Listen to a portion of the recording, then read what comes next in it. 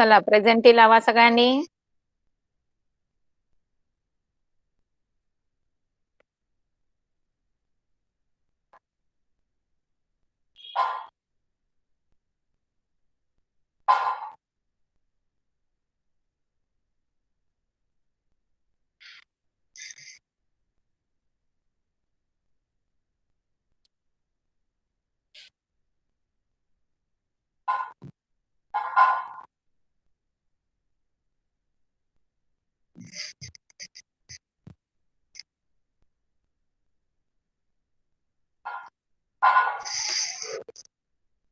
Hello, once again, good evening, everyone.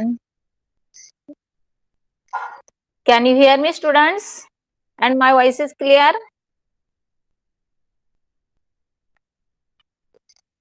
Hello, yes.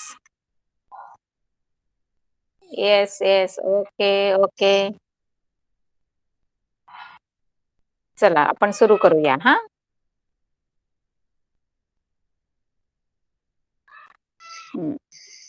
Sir आजचा आपला lecture म्हणजे lesson आहे लेसन नंबर 12. आणि आजचा लेसन आहे आपला केमिस्ट्रीशी रिलेटेड आहे. समजलं? तर तुम्ही पेन्सिल घेऊन बसा, तुमचं टेक्स्टबुक घेऊन बसा. त्याच्यामध्ये बऱ्याचशा तुम्हाला डेफिनेशन सापडणार आहेत. थोडंसं डेफिनेशन्स किंवा मेन पॉइंट्स आहेत ना, त्यांना एक अंडरलाईन केलं तुम्ही तर तुम्हाला लेसन रीड करताना मिनिमम त्या गोष्टींचं म्हणजे फोकस करायचा किंवा त्या गोष्टींचं काय इम्पॉर्टन्स आहे फॉर्म्युलामध्ये हे तुम्हाला समजणार आहे. आणि हे सगळं तुमचं बेसिक असणार आहे. कारण आता 8th स्टँडर्डला फक्त ऍसिड बेस काय आहे इंट्रोडक्शन एवढंच आहे तुम्हाला. पण ते खूप इम्पॉर्टंट आहे. एकतर आपलं लास्ट सेमिस्टरमध्ये आपण हे ऍटमचं स्ट्रक्चर शिकलेलो आहोत. तर मग ऍटम आणि सिम्बॉल हे सगळं तुम्हाला माहिती आहे. आता फक्त आपल्याला काय करायचं आहे की पुढे जायचं आहे आणि त्याच्या पुढे काय असतं हे आपल्याला बघायचं आहे. ओके. मेटल्स नॉन मेटल्स पण झालं बरंच तसं तुमचं बरंच म्हणजे अपडेट आहात तुम्ही. जरी तुम्ही 8th स्टँडर्ड वाले असलात तरी तुम्ही केमिस्ट्रीशी बरेच रिलेटेड आहात तसे. Cell organise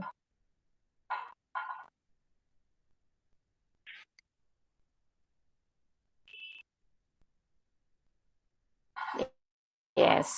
introduction to acid and base. बरं आता आपल्या 8वी मध्ये तुम्ही थोडेसे हिंदीवाले आहात ना, तर तुम्हाला थोडस हिंदी आणि आपलं मराठी असं थोडस मिक्स सांगणार मी. आता थोडस जरासं लक्ष घाला. आता ह्या लेसन मध्ये जरासं इम्पॉर्टंट आहे त्यामुळे मी तुम्हाला सगळं पहिल्यांदा आधी वाचून सांगते म्हणजे तुम्हाला त्याच्यातनं सगळ्या बऱ्याच गोष्टी कळतील आणि मग विथ एक्झाम्पल आपण एक्सप्लेनेशन करणार आहोत. ऍसिड. आता ऍसिड किसे कहते हैं? Acid means what? You will notice that some substances have sweet taste, some are bitter, and some are sour or astringent. Lemon, tamarind, vinegar, and amla like substance acquire sour taste due to the presence of typical compound in them. आता हे सगळे जे काही तुम्हाला example दिले की नाही, ये lemon है, tamarind म्हणजे चिंच, विनेगर सब चीजों में डालते हैं हम लोग, आमला ये बहुत एंजॉय करते हैं आप लोग खाते समय. तो ये सब टेस्ट में सोर है. दैट मीन्स इन सब चीजों में एसिड है. तो एसिड का मेन क्या है? उसका टेस्ट है वो खट्टा रहता है. समझ में आया? Acids are soluble in water. अभी देखो हम नींबू का शरबत बनाते हैं तो क्या करते हैं? जो नींबू है पानी में निचोड़ देते हैं ना. दैट मीन्स वो जो जूस है नींबू का वो पानी में डिजोल्व हो जाता है ना. That is called as soluble in water. They are corrosive in nature. समझ में आया? Animals are and plants are process acids in them. अभी ये कौन कौन से चीजों में रहता है? तो प्लांट्स में बोलेंगे तो हर चीज में रहता है. तो अभी कभी कभी हम लोग यकीन भी नहीं करते कि गोभी में एसिड है तो उसमें भी एसिड रहता है. देख लो.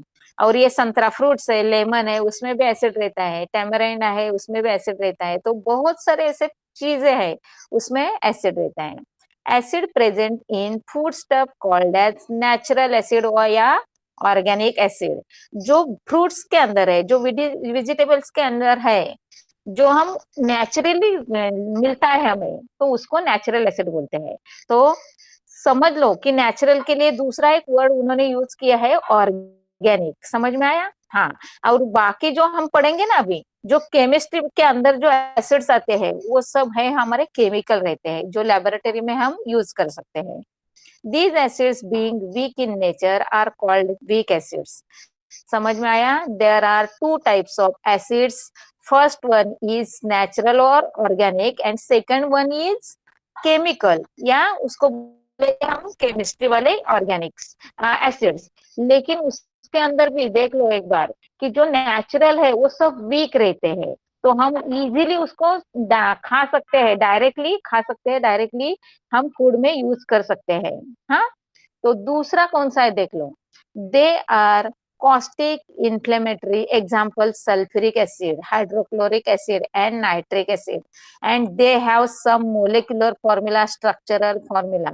अभी देख लो, ये सल्फ्यूरिक एसिड बोला तो उसका फॉर्मूला क्या आया, H2SO4 दिखता है सबको। हाँ, हाइड्रोक्लोरिक एसिड बोलेंगे तो HNCl, समझ में आया? तो इसके अंदर H प्रेजेंट है। हाइड्रोक्लोरिक अंदर एसिड बोलेंगे तो उसके अंदर H प्रेजेंट है। नाइट्रिक एसिड बोलेंगे तो HNO3, दैट मीन्स इसके अंदर भी H प्रेजेंट है।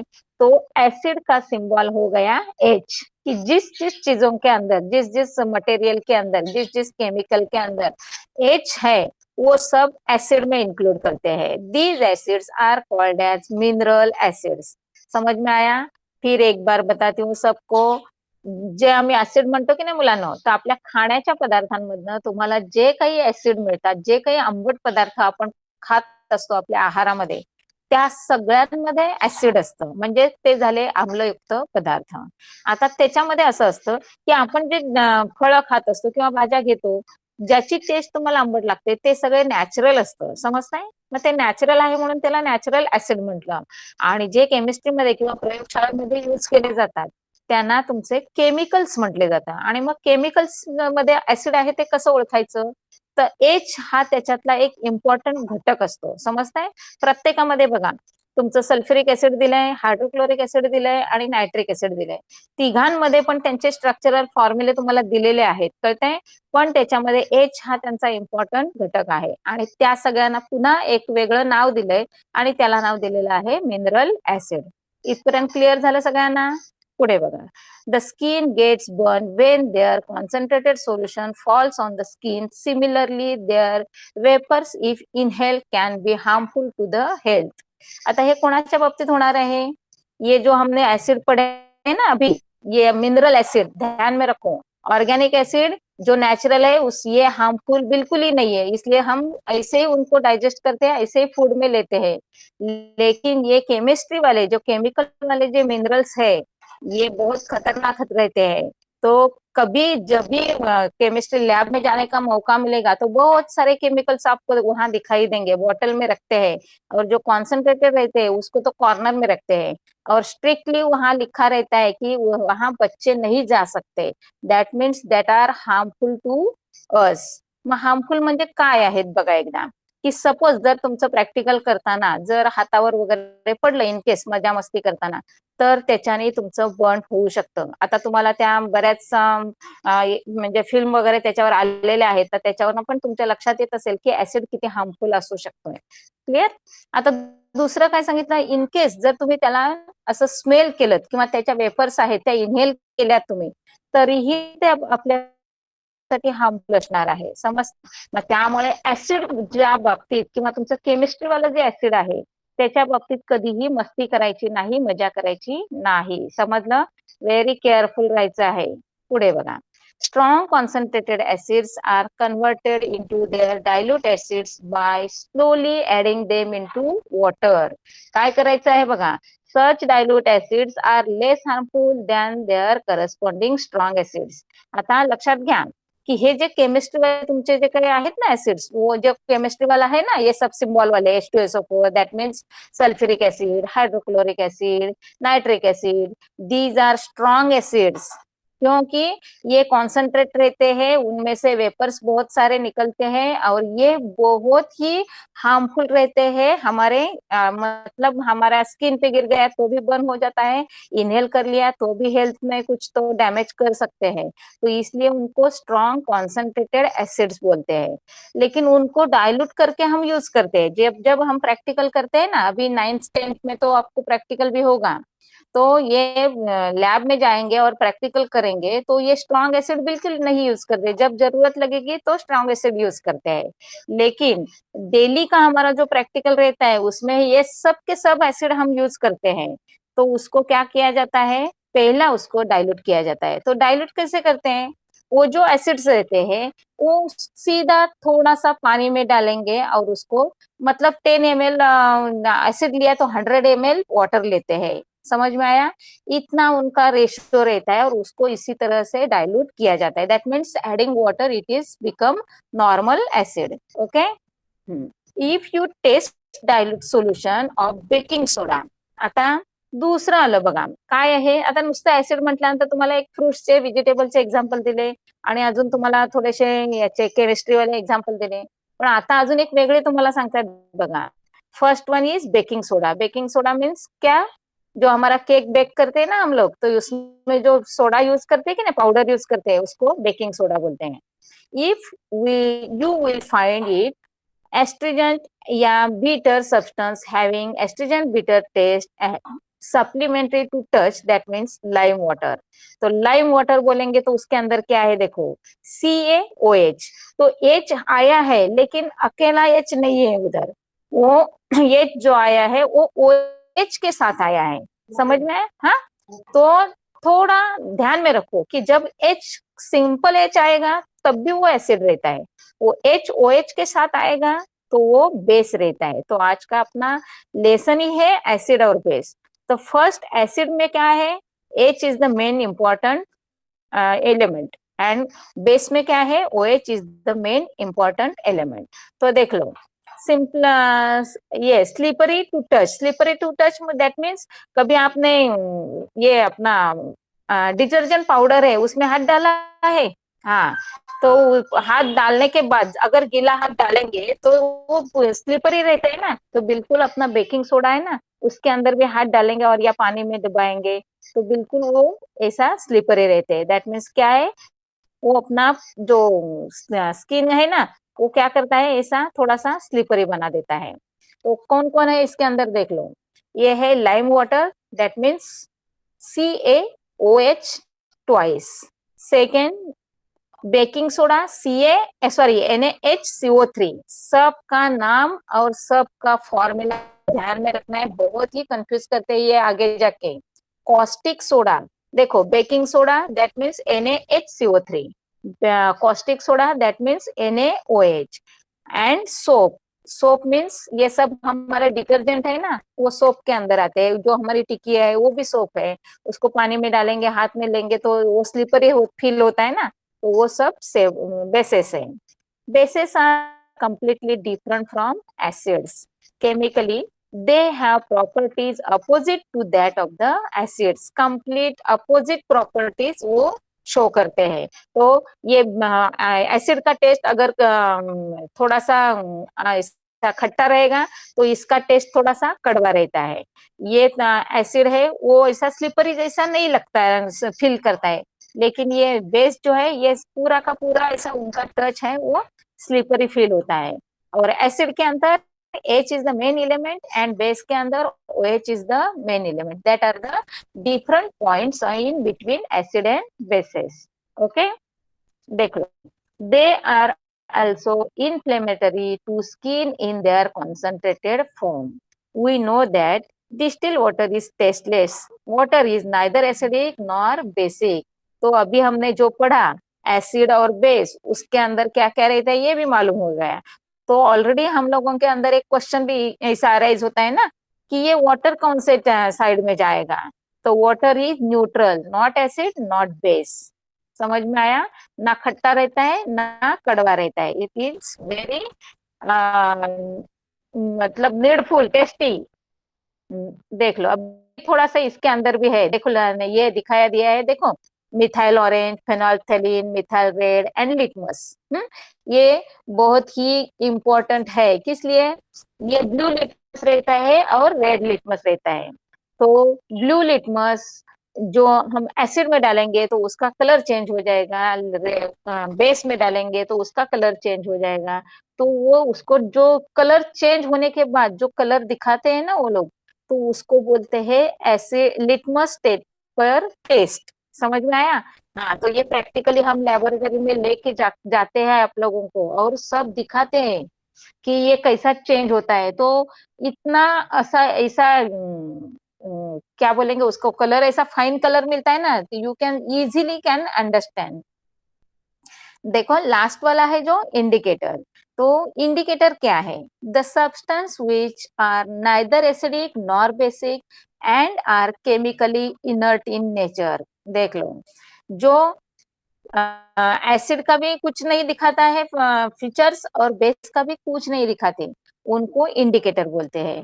और वो केमिकली इनर्ट रहते हैं। टचिंग और टेस्टिंग ऑफ एसिड और base is very harmful and hence typical indicators are use to recognise them. आता एक लक्षात घ्या मुलांनो, की आता मी तुम्हाला सांगितले की काही स्ट्रॉंग ऍसिड आहेत आणि काही स्ट्रॉंग बेस आहेत। तर ते तुम्हाला जर आयडेंटिफाय करायचे असतील तर आपण त्यांना एक स्मेल पण करू शकत नाही आणि त्याला टचही करू शकत नाही। मग आपण त्यांना म्हणजे हे कसं करणार, की ओळखणार कसं? मग त्यासाठी तुम्हाला इंडिकेटरची हेल्प घ्यावी लागते। आता हे इंडिकेटर काय रोल करतायत बघा जरा। The substance which change their colour in presence of acid और base are called as indicators. समजलं इंडिकेटर म्हणजे काय? की इंडिकेटर म्हणजे असा पदार्थ किंवा अशी वस्तू की जो तुमचा ऍसिड मध्ये टाकल्यानंतर त्याचा कलर चेंज होतो। एक ठराविक त्यांना कलर दिलेले असतात आणि ते त्यांच्याप्रमाणे काय करत असतात, थोडेसे चेंज करत असतात। तर एक असं असतं की ऍसिड मध्ये जर तुम्ही ब्लू लिटमस डीप केलात आणि त्याचा जर रेड झाला, चेंज होतो, तेव्हा म्हणायचं की आपल्याला दिलेलं सबस्टन्स किंवा दिलेलं मटेरियल आहे ते ऍसिड आहे। आता मटेरियल काय असतं हे तुम्हाला माहिती नसतं। एक साधारण कसा एक्सपेरिमेंट आम्ही ठेवतो ते सांगते बघा तुम्हाला, की आम्ही एक 3 टेस्ट ट्यूब घेतो। एकामध्ये काय करतो, NaOH ठेवतो, एकामध्ये HCl ठेवत असतो आणि एकामध्ये आम्ही वॉटर ठेवत असतो। आणि त्या टेस्टमध्ये म्हणजे तुम्हाला A, B, C अशा आम्ही काय केलेले असतात, टेस्ट ट्यूब असतात ना आपल्या, त्यांना लेबलिंग केलेलं असतं आणि तुमच्या पुड्यामध्ये इंडिकेटर म्हणजे आपले हे लिटमस पेपर ठेवलेले असतात आणि तुम्हाला 1 बाय 1 सांगितलेलं असतं की तुम्ही याच्यामध्ये सगळ्यांमध्ये एक एक इंडिकेटर डीप करायचं आहे आणि तुम्ही स्वतः ऑब्झर्व करायचं आहे आणि तुम्ही स्वतः मग ते फाइंड आउट करायचंय की A टेस्ट ट्यूब मध्ये काय आहे, B मध्ये काय आहे आणि C मध्ये काय आहे। आणि हे सगळं तुम्हाला आम्ही शिकवलेलं असल्यामुळे तुम्हाला त्याचे कॅरेक्टर्स माहिती असतात आणि मग ऑफकोर्स तुम्ही इझिली ते फाइंड आउट पण करू शकता। बघा आता इंडिकेटर्सचं काय त्यांनी थोडंसं तुम्हाला एक एक्स्ट्रा नॉलेज म्हणून दिलेलं आहे बघा जरा। काय सांगितलंय? In the laboratory litmus paper is mainly use to take alkali और बेस टेस्ट। म्हणजे लिटमस पेपर टेस्ट ज्याला म्हणतो ना, ते तुमचं ऍसिड बेस आयडेंटिफिकेशन साठी यूज करणारा पेपर असतो। आणि तो पेपर कसा असतो, तर हे इथे खाली स्टिप दाखवलेत बघा तुम्हाला, लिटमस पेपर दिसलं? एक ब्ल्यू कलरचा आहे त्याला म्हणायचं ब्ल्यू लिटमस पेपर, रेड कलरचा आहे त्याला म्हणायचं रेड लिटमस पेपर। आणि हे सगळे वर आहेत की नाही, मिथाइल ऑरेंज, फेनोल्फथालीन आणि मिथाइल रेड, हे आहेत हे सगळे इंडिकेटर्स आहेत। समजलं सगळ्यांना? आणि इंडिकेटरची डेफिनेशन तुम्हाला समजली की जे कुठले ऍसिडचे किंवा बेसचे कुठलेही तुम्हाला फंक्शन दाखवत नाहीत, पण ते केमिकली काय करत असतात, सगळं तुम्हाला ओळखायला मदत करत असतात, हेल्प करत असतात। क्लिअर झालं इथपर्यंत सगळ्यांना? इंडिकेटर्सची डेफिनेशन लक्षात ठेवायची आहे आणि इंडिकेटर्सचे ते 3 एक्झाम्पल आहेत ते तुम्ही लक्षात ठेवायचे आहेत। तुम्हाला कमीत कमी 2 मार्क्ससाठी याच्यावर क्वेश्चन येतो, what is mean by indicator and give examples, असं समजलं? पुढे बघा। It is this paper is made by extract of lichen plant. It is red or blue colored. Blue litmus paper turns red on dipping in acid. Underline करा त्या पॉइंटला। काय सांगितलंय? Blue litmus paper turns red on dipping in acid. That means blue litmus paper turns red in acid. Short form मध्ये तुम्ही असं लक्षात ठेवायचं आहे। कळलं? पुढे बघा। Red litmus paper turns blue by alkali. Alkali means base. कधी कधी तुम्हाला तो अल्कली शब्द वापरतात आणि कधी कधी त्याला बेस म्हणतात। किंवा कधी कधी तुम्हाला त्याचं फक्त स्ट्रक्चरल फॉर्म्युला दिलेला असतो, म्हणजे त्याला रेणुसूत्र म्हणतात. समजतंय? हा. Similarly phenolphthalein, methyl orange and methyl red हे आपले जे काही बॉटलमध्ये तुम्हाला दाखवलेत की नाही, त्यांच्याबद्दल थोडंसं एक्सप्लेनेशन दिलंय. Methyl orange, methyl red are use in laboratory in solution form. Solution form means liquid form. Methyl orange indicator becomes pink in acid. ये भी थोड़ा मार्क करके रख दो, क्योंकि तीनों के तीनों आपको लेबोरेटरी में अवेलेबल रहते हैं, लेकिन उनका नाम क्या है वो आइडेंटिफाई कैसे करना है ये आपको मालूम होना चाहिए. तो मिथाइल रेड क्या करता है, ये methyl orange indicator becomes pink in acid and yellow in alkali. समझ में आया? एसिड में डालेंगे तो उनका कलर क्या होता है, पिंकिश कलर मिलता है. और जो यही सेम मिथाइल ऑरेंज जब हम बेस में डालेंगे तो येलो कलर फॉर्म होता है.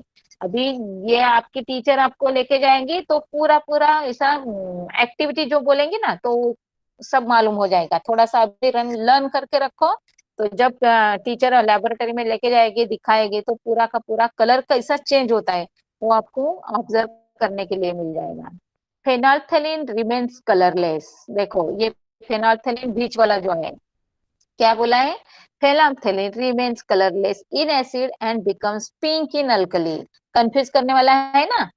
जो मिथाइल ऑरेंज है it turns pink in acid, और फेनॉल्फथेलीन है it turns pink in base. तो थोड़ा कंफ्यूजन वाला रहता है, इसलिए आप थोड़ा मार्क कर लो और ये पूरा केयरफुली ध्यान में रखो कौन सा इंडिकेटर किसमें कलर चेंज करता है. अभी यूनिवर्सल इंडिकेटर ये अलग ही रहता है. यूनिवर्सल में सब में ऐसा यूजफुल रहता है. Useful universal indicator which are in liquid state change their colour in the presence of acid and base. और सब में इसका यूज किया जाता है, इसलिए उसको बोलते हैं यूनिवर्सल इंडिकेटर. तो ये हुआ हमारा एक्स्ट्रा नॉलेज इंडिकेटर और लिटमस पेपर के बारे में. ये तो बहुत इम्पोर्टेंट है अभी इस टाइम या इस ये दिस ईयर में आपको ये रिड्यूस किया है पार्ट, लेकिन आप रिड्यूस मत करना, इसलिए मैंने एक्सप्लेन किया है, क्योंकि that is the base of chemistry. ये आपको मालूम होना चाहिए, तो इसको रिड्यूस मत करो, आप लर्न करो. तो इस लेसन में मैंने कुछ आपको बताया नहीं क्या क्या रिड्यूस किया है. समझ में आया? पूरा का पूरा आपको लर्न करना है और ध्यान में रखना है.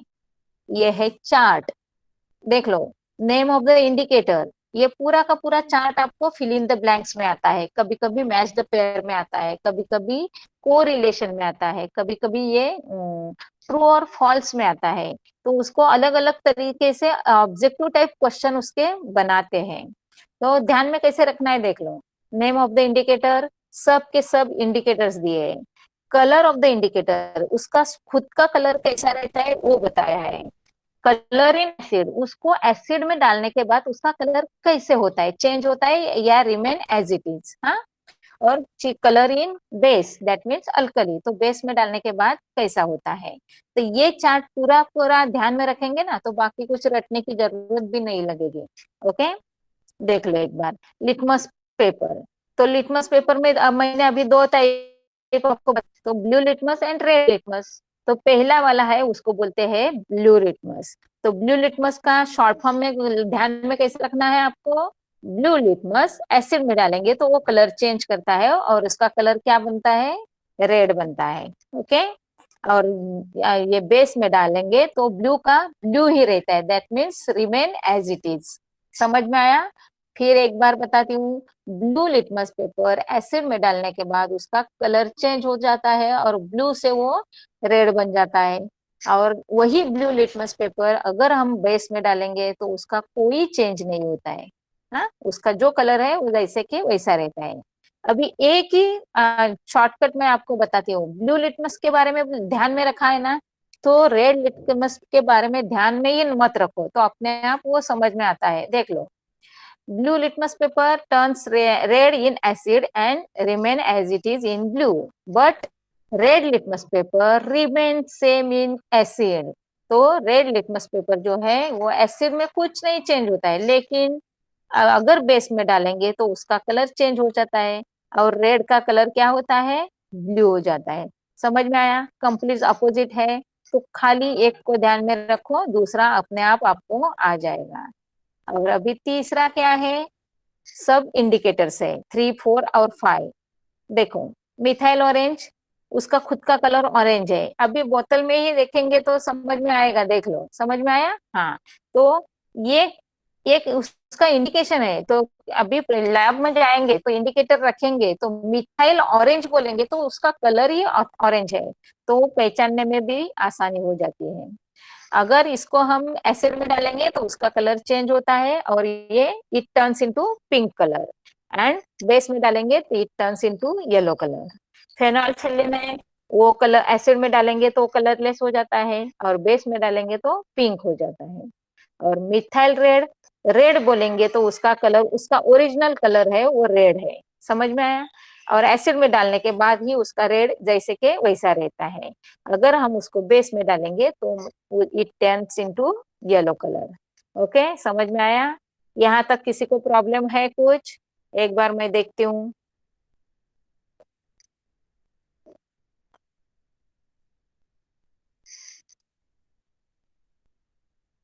एनी डाउट बच्चों?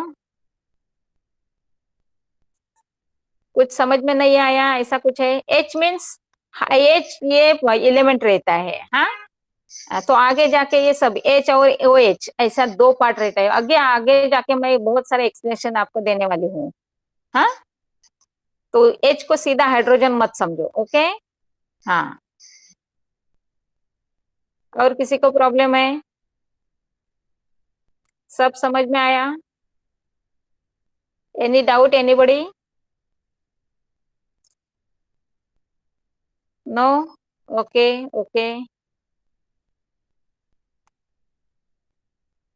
इंडिकेटर्स, अब भी मैंने आपको बताया, इंडिकेटर दैट मीन्स जो एसिड का प्रॉपर्टी नहीं शो करता है, जो बेस का प्रॉपर्टी नहीं शो करता है, लेकिन वो केमिकल है, उसको क्या बोलते हैं? इंडिकेटर्स। Okay, no doubt. और किसी को है? फिर एक बार इंडिकेटर के बारे में मैं बताती हूँ।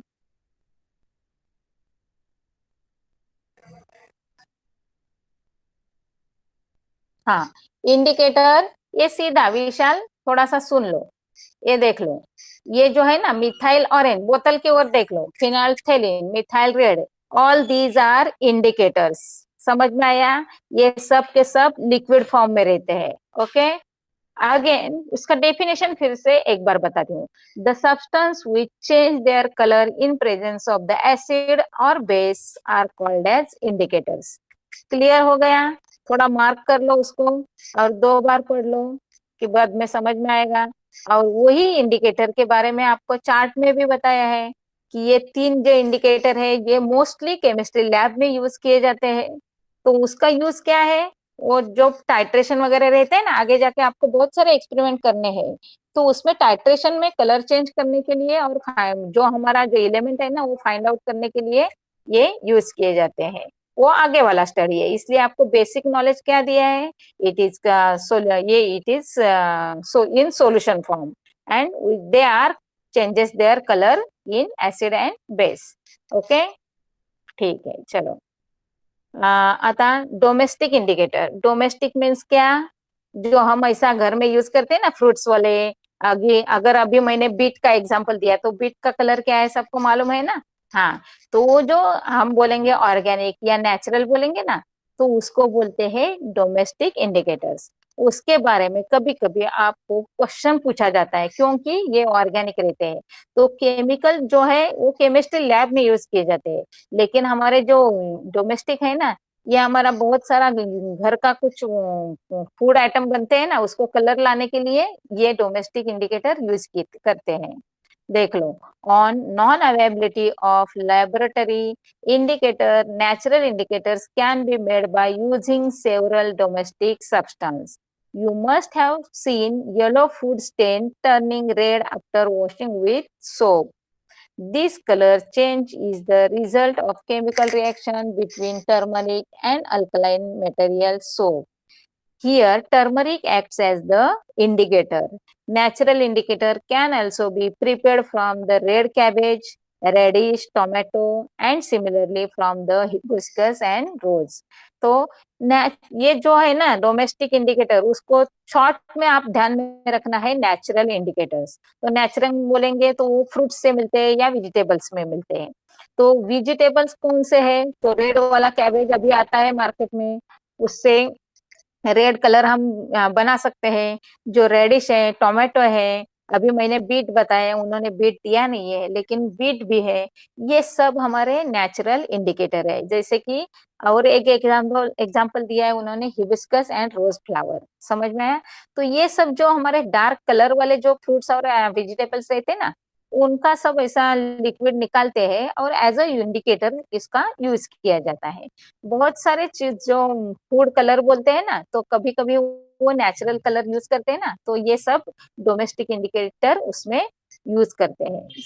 समझ में आया इंडिकेटर का, ये डोमेस्टिक इंडिकेटर कैसे बनाते हैं और उसका यूज क्या है। अभी ये एक्टिविटी तो छोड़ दो, उसको नहीं करना है।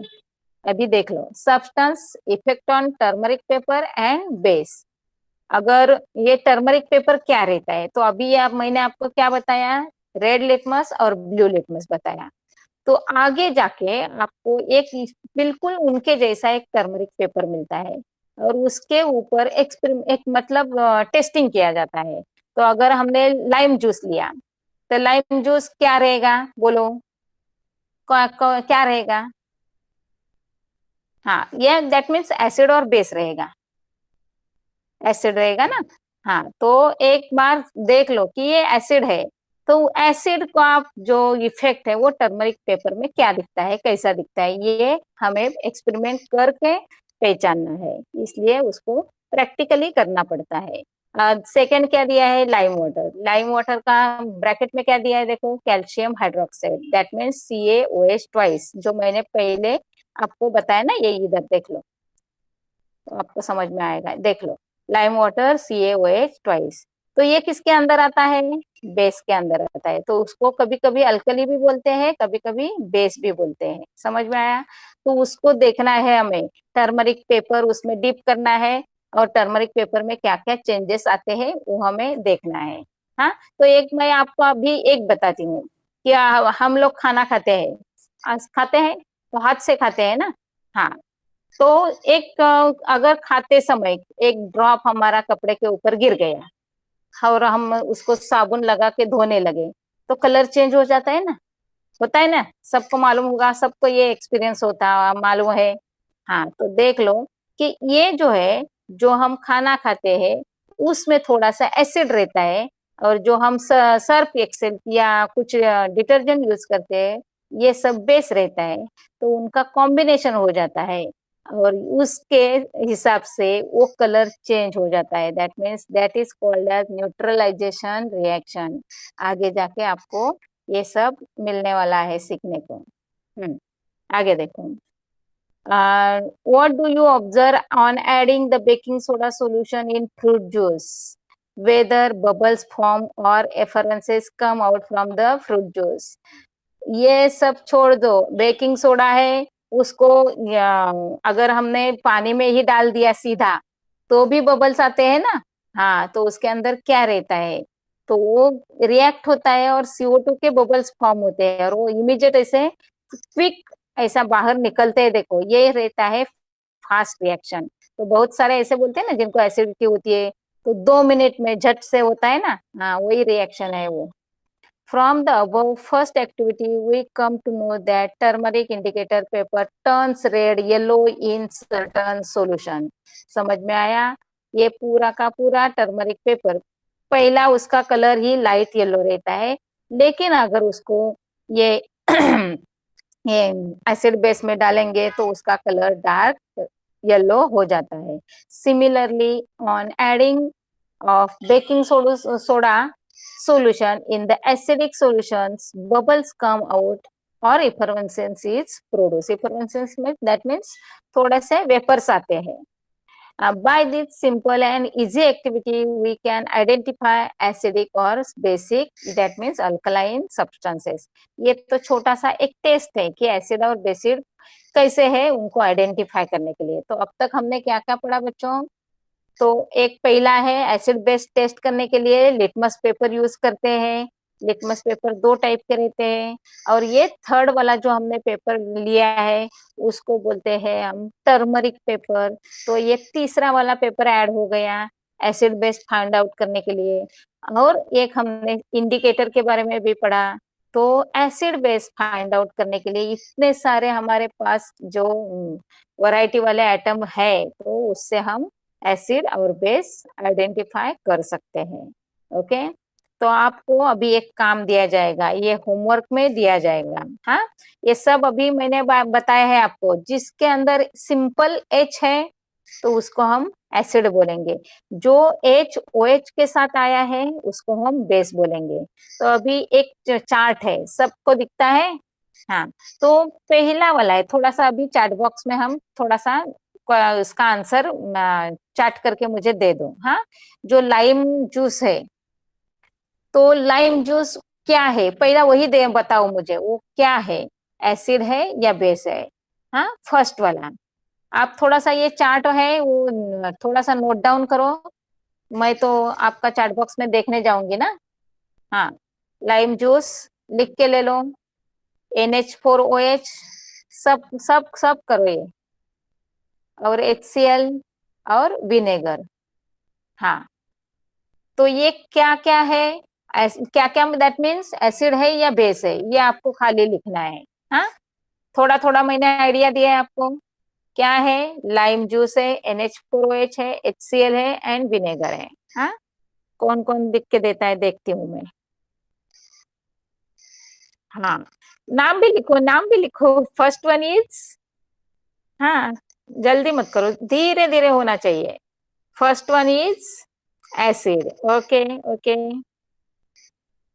Second NH4OH, yes, very good, lime juice is acid, very good. Second one is base, very nice, yes yes। और थर्ड वन नाम लिखो थर्ड वन का।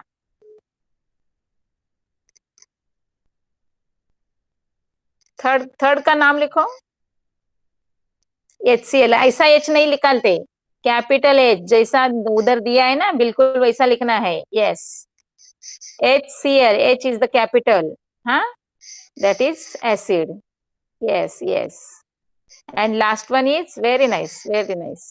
And last L देखो, L कैपिटल नहीं है विशाल, एक बार देख लो, अभी से सब क्लियर करो। हाँ, vinegar is the acid, very good very good. तो सबको समझ में आया? हाँ, तो अभी सबको मालूम भी हो गया कि क्या रहता है।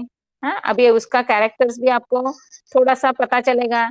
और मैंने अभी इंडिकेटर में उनका कलर कैसे चेंज हो जाता है, तो इसके लिए आपको थोड़ा सा स्टडी करना पड़ेगा। हाँ, अभी पढ़ाया है, अभी अभी के अभी आप कुछ नहीं कर सकते हैं, लेकिन ये चार्ट आपको खुद को लिखना है, किसी का हेल्प नहीं लेना है, डाइजेस्ट का भी नहीं और बाकी रेफरेंस बुक का भी नहीं। क्या करना है, लाइम जूस जो है वो उसको रेड लिटमस पेपर में कैसा टर्न हो जाएगा, हाँ, मतलब that means red litmus paper उसमें डालने के बाद कैसा हो जाएगा, ब्लू कैसा हो जाएगा, फेनोल्फथालीन कैसा हो जाएगा, मिथाइल ऑरेंज कैसा हो जाएगा, और उसके बाद अभी लास्ट कंफर्मेशन में आएंगे। तो अभी के अभी मैंने आपको कंफर्मेशन का रिजल्ट बता दिया। हाँ, lime juice is the acidic, NH4A is the basic, HCl is the acid and vinegar is the acid। तो इसके हिसाब से आपको ये चार्ट कंप्लीट करना है, और that is the homework for you. अभी देख लो क्या है। हाँ, टेस्ट कैसे किया जाता है, effect of acid and base on litmus paper. तो ये जो है ना, इसको बीकर बोलते हैं। तो हम लोग जो देते हैं ना, तो वो टेस्ट ट्यूब स्टैंड देते हैं, और उसमें 2-3 टेस्ट ट्यूब ऐसे लगा के देते हैं भर के। हाँ, और इसमें ऐसा डिप करना है। तो देख लो, ब्लू लिटमस टर्न्स रेड, तो कलर कैसा चेंज हो जाता है। समझ में आया? हा, बघा मुलांना एकदा, की मी तुम्हाला आत्ताच सांगितलं की नाही, ऍसिड मध्ये जेव्हा तुमचा ब्ल्यू लिटमस पेपर तुम्ही डीप करता, तेव्हा तो रेड होतो। मग रेड कलर आणि तुमचा ब्ल्यू कलर ह्याच्यातला त्याने चेंज दाखवलाय बघा, समजताय? म्हणजे पहिला आहे तो तुमचा ब्ल्यू लिटमस पेपरची टेस्ट आहे, जी ऍसिड मध्ये केली, आणि त्यामुळे तो ब्ल्यू लिटमस पेपर तुमचा रेड झालाय। क्लिअर सगळ्यांना? दोन्ही त्यांनी कलर दाखवलेत बघा। आणि इकडे सेकंड तुमचा जो बीकर आहे त्याच्यामध्ये काय केलंय त्यांनी, रेड लिटमस पेपर घेतलाय आणि तो त्यांनी बेस मध्ये डीप केलाय, कळतंय का? तर आत्ताच आपण एक प्रॉपर्टी त्याची लर्न केली की जेव्हा तुम्ही रेड लिटमस पेपर हा बेस मध्ये डीप करता तेव्हा त्याचा कलर कसा होतोय, ब्ल्यू होतोय आणि change it in the red into blue. हा, समजलं सगळ्यांना? हे खूप महत्वाचं आहे ना. सेम प्रॅक्टिकल आम्ही असं करून दाखवतो आणि ही ऍक्टिव्हिटी तुम्हाला इथे दिलेली आहे. ओके, त्यामुळे जरी तुम्हाला समजा टीचरनी नाही दाखवलं तरी तुम्हाला असा कलर दिसतो हे आता तुम्हाला शुअर झालं. ओके, हा, आता पुढे बघा काय करायचं आहे. Examples of some acids.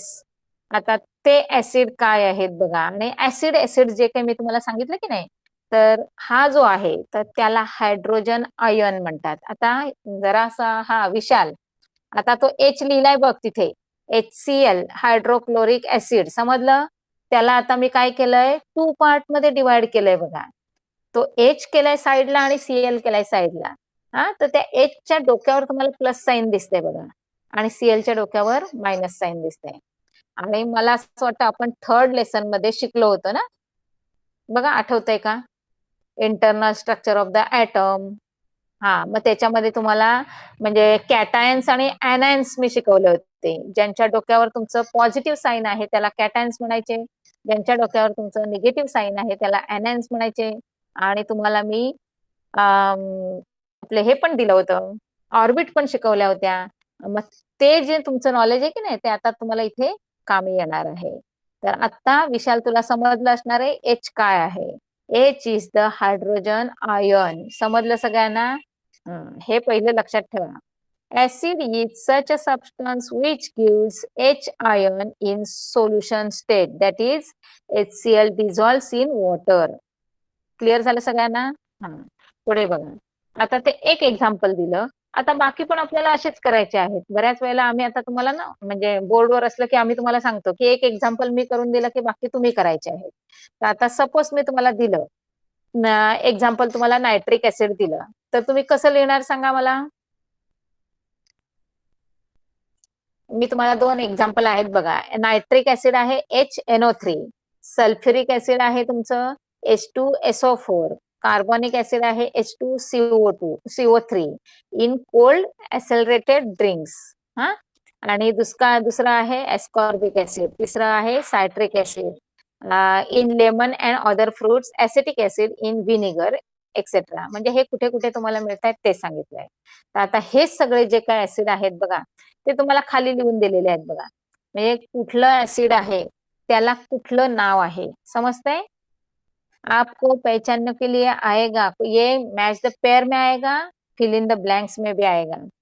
Substance दिया है, that means source of the acid दिया है, और ये एसिड का नेचर आपको बताने के लिए बोला है. वो नेचर दैट मीन्स क्या होगा, ये ऑर्गेनिक है या केमिकल है. तो इसके बारे में बताते समय उन्होंने एक पूरा का पूरा चैट बॉक्स दिया है. हाँ, सब्सटेंस और एसिड. तो first one is vinegar. Vinegar तो आपने बताया ये एसिड है लेकिन उसका नाम क्या है, एसिटिक एसिड. समझ में आया? पूरा का पूरा नाम ध्यान में रखना है. Vinegar means acetic acid.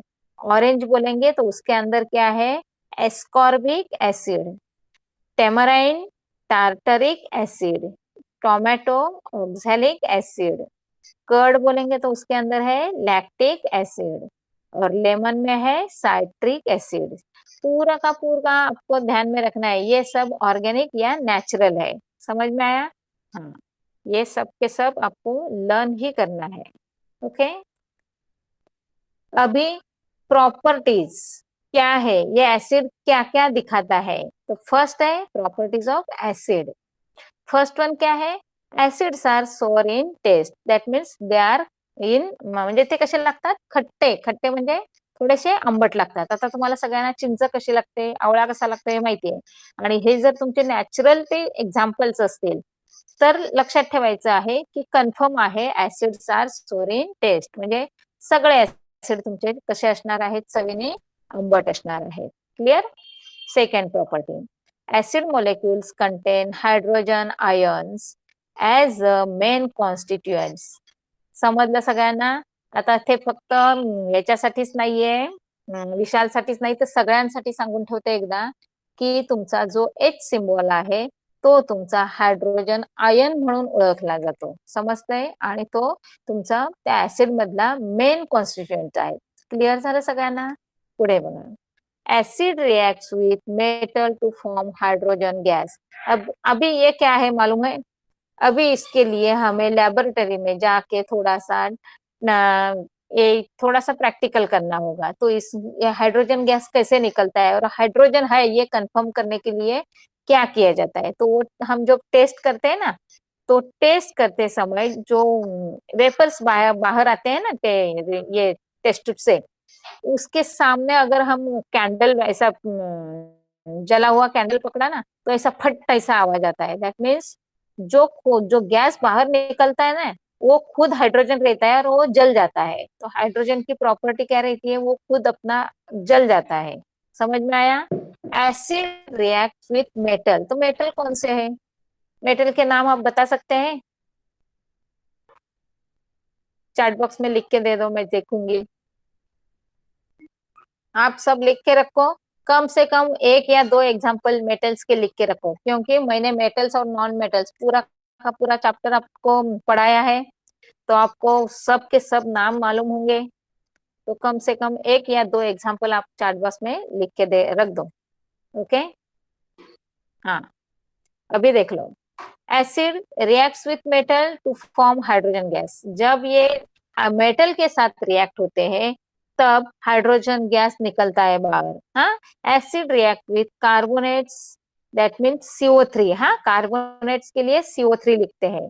और लिबरेट्स तो CO2 है. क्या है? जब जब वो कार्बोनेट के साथ रिएक्ट हो जाता है, तो CO2 गैस बाहर निकलता है. समझ में आया? तो ध्यान में रखना है, मेटल के साथ अगर एसिड का रिएक्शन हो गया तो हाइड्रोजन गैस कन्फर्म फॉर्म होता है, और कार्बोनेट के साथ रिएक्ट हो गया तो CO2 गैस फॉर्म हो जाता है. और ब्लू लिटमस टर्न्स रेड इन एसिड. ये सिंपल सेंटेंस आपको ध्यान में रखना है. ये हो गए प्रॉपर्टीज ऑफ एसिड. अभी आपको देखना है uses. What are the uses of acid? Acids are use in production of chemical fertilisers. हमारे जो सब फार्मर्स लोग यूज करते हैं ना, जो ऐसा गोनी भर भर के लेके आते हैं सम सीजन में, रेनी सीजन में, या कुछ उनका जब जो फील्ड का कुछ सीजन रहता है, तब वो लेके आते हैं ना, गोनी भर के फर्टिलाइजर लेके आते हैं ना. हाँ, तो उसमें हाँ सब का सब जो है उसको एसिड यूज किया जाता है. सेकेंड है, acids are use in production of explosive oil purification. Oil purification that means पूरा का पूरा जो ऑयल का शुद्धिकरण बोलते हैं ना, उसमें. मेडिसिन में एसिड यूज किया जाता है.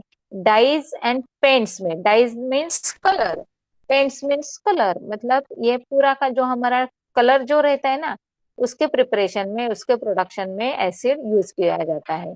वो अलग टाइप का रहता है, अलग कलर का भी रहता है, और उसमें कॉन्सेंट्रेशन का की मात्रा भी अलग अलग सी रहती है. ओके. देख लो. Third one is hydrochloric acid is use for the preparation of different types of chloride salt. जो मैं पहले से ही आपको बताते आई ना, HCl, उसको हाइड्रोक्लोरिक एसिड को बहुत सारे जगह यूज किया जाता है. तो ये दैट इज द मेन अपना एसिड है. It is use in the preparation of different types of chloride salts. That is NaCl बोलेंगे, KCl बोलेंगे, और अभी बहुत सारे हैं. उसमें सब में ये HCl है, जो यूज किया जाता है. तो ये मोस्टली हम जब प्रैक्टिकल करते हैं ना, तो प्रैक्टिकल में हम हाइड्रोक्लोरिक एसिड ही ज्यादा के ज्यादा यूज करते हैं लेबोरेटरी में. Dilute H2SO4 acid is use in the batteries. अभी ये तो बहुत बड़ा एक्सपेरिमेंट रहता है. दो ऐसा स्टैंड रहते हैं, उसके अंदर थोड़ा सा H2SO4 डालते हैं. तो H2SO4 बोलेंगे तो H पॉजिटिव आयन हो गए, कैटायंस, और SO4 बोलेंगे तो वो एनायंस हो गए. और पानी में डालने के बाद वो अलग हो जाते हैं.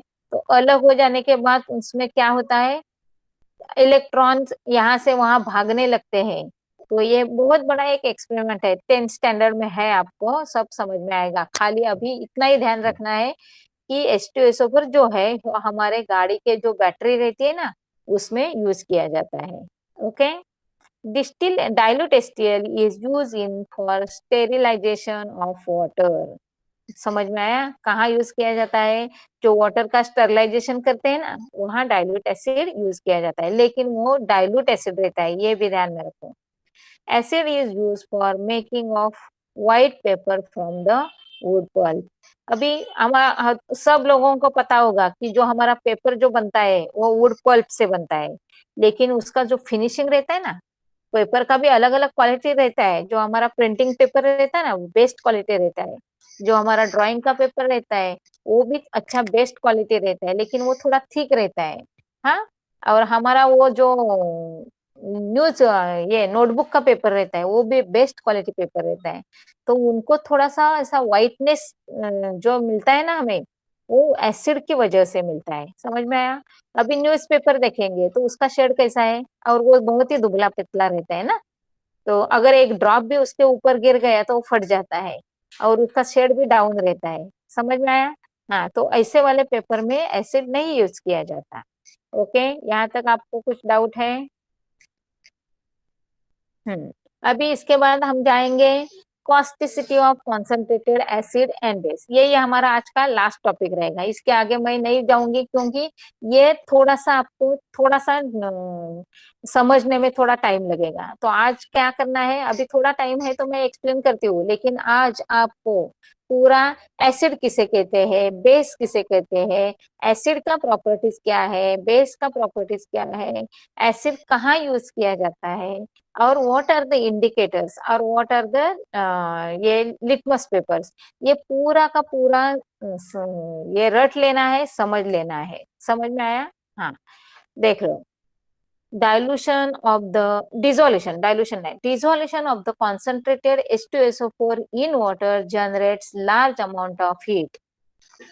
जो डाइल्यूट करते हैं, मैं बोले आपको बताया ना, जो डाइल्यूट करना में क्या करना है, पानी ऐड करना है, लेकिन पानी ऐड करने का तरीका अलग होता है। तो कैसे ऐड करते हैं ये आपको इंफॉर्मेशन दिया है।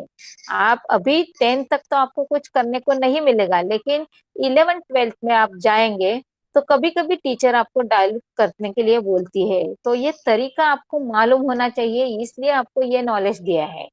पहला पढ़ती हूँ, बाद में एक्सप्लेन करती हूँ, देख लो। Dissolution of concentrated H2SO4 in water generates large amount of heat. बहुत ही हीट बढ़ पैदा होती है।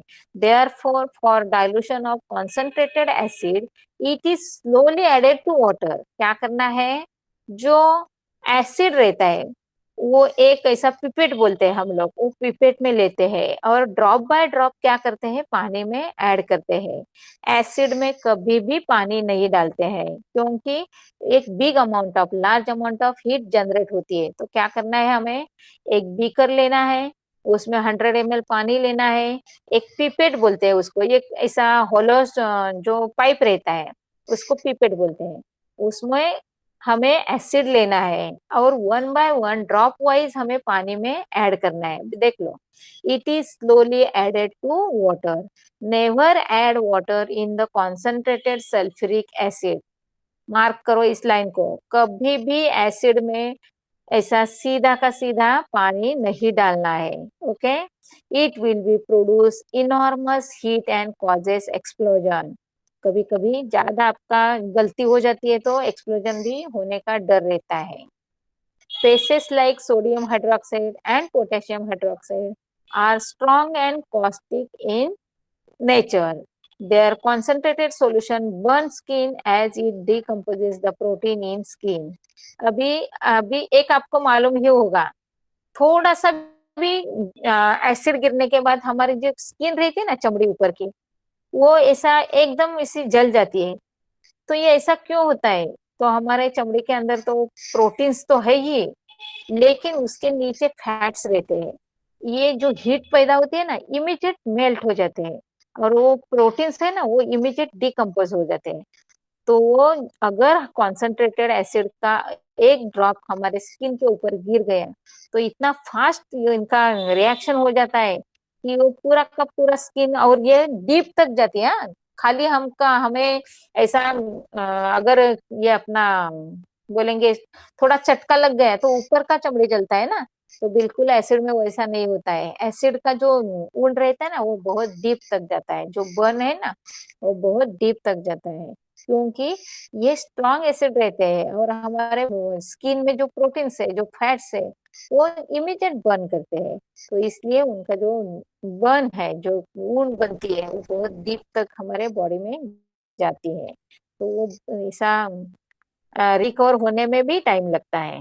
ओके, यहाँ तक तो कुछ प्रॉब्लम है क्या किसी को? ज्यादा लेके गई आज तो सबको थोड़ा सा और हो जाएगा। हाँ, तो ये थोड़ा केमिस्ट्री है, वो अपना बायो जैसा नहीं। Yes, very good, very nice. सब के सब गोल्ड सिल्वर में आ गए क्या? हाँ, गोल्ड सिल्वर तो है ये मेटल्स, लेकिन वो बहुत सारे कम यूज करते हैं वो। Ma'am, what is the taste of acid?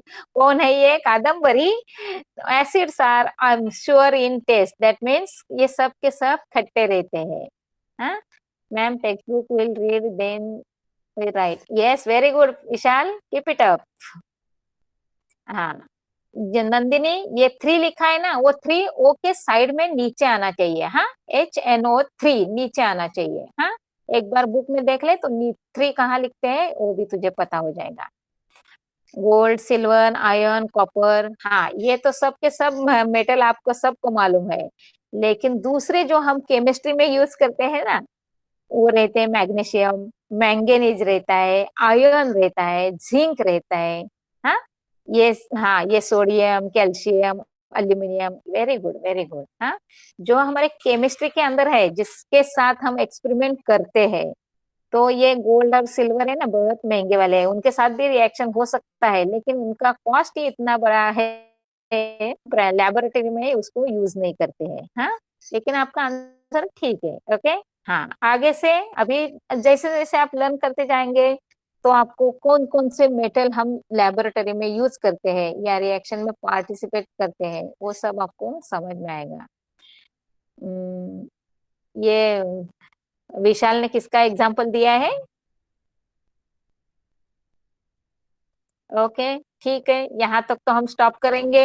एक बार आप क्या करना है, आपको हाथ में पेंसिल लेना है, टेक्स्ट बुक लेना है, और ऐसा केयरफुली रीड करना है, और वन बाय वन एक एक इम्पोर्टेंट पॉइंट है उसको मार्क करना है। हाँ, तो नेक्स्ट टाइम जब आप लोग रीड करेंगे ना, केमिस्ट्री में वही करना ही पड़ता है। नेक्स्ट टाइम रीड करेंगे तो आपको क्या करना है, नहीं अभी 2-3 मिनट ही है, तो कौन रीड करेगा और क्या करेगा? नहीं, अभी अभी रीडिंग नहीं लेती मैं। अभी आप घर में अपना खुद का बुक ले लो और हाथ में पेंसिल ले लो, और अभी घर में रीडिंग कर लो, और साथ में मार्किंग भी करना है आपको। हाँ,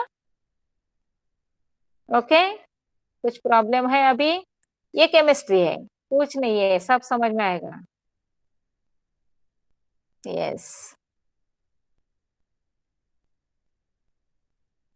ठीक है, चलो अभी हम यहाँ क्या करेंगे, स्टॉप करेंगे।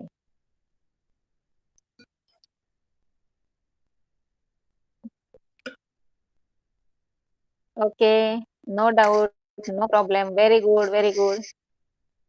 Yes, okay, how much acid types ma'am?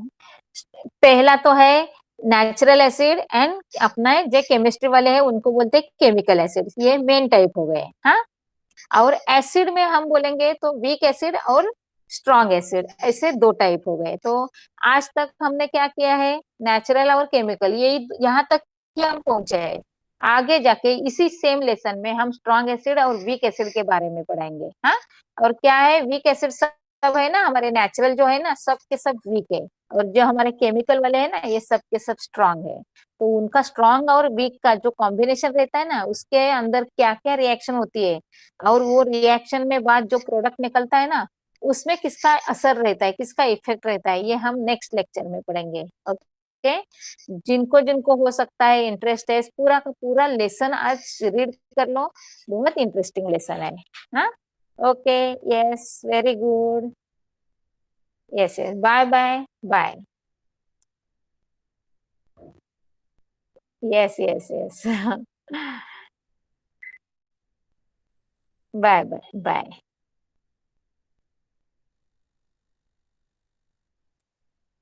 Yes.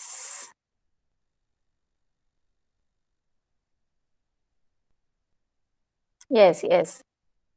Nandini, तुझं नाव तन्वी का?